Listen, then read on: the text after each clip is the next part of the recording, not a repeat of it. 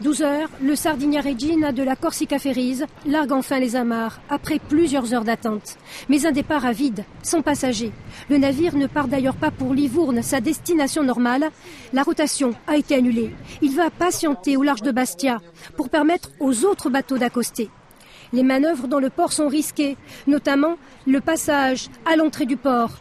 À ce moment-là, le vent d'Est souffle encore très fort. Alors, à la capitainerie, on a joué la carte de la sécurité. C'est délicat pour sortir, c'est délicat pour rentrer.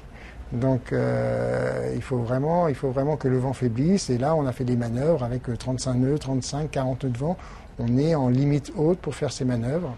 Les conditions météo et les vagues de plusieurs mètres ont généré des complications un peu partout. Rotation annulée à Île-Rousse, bateaux détournés depuis le port de Porto Vecchio jusqu'à Propriano et à Bastia, des arrivées au compte-gouttes, avec à bord des passagers exténués par les 16 à 18 heures passées à bord. Difficile de traverser, mais on est arrivé, c'est le principal. Tout le long du littoral, les rafales ont dépassé les 130 km à l'heure, 90 à l'intérieur des terres. Perturbations en mer, perturbations dans les airs, dans tous les aéroports de l'île. À l'exception d'Ajaccio, les vols du matin ont été retardés ou annulés. Situation difficile aussi sur les axes routiers. Routes inondées, arbres arrachés, de nombreuses interventions par les pompiers ont été nécessaires pour dégager les voies.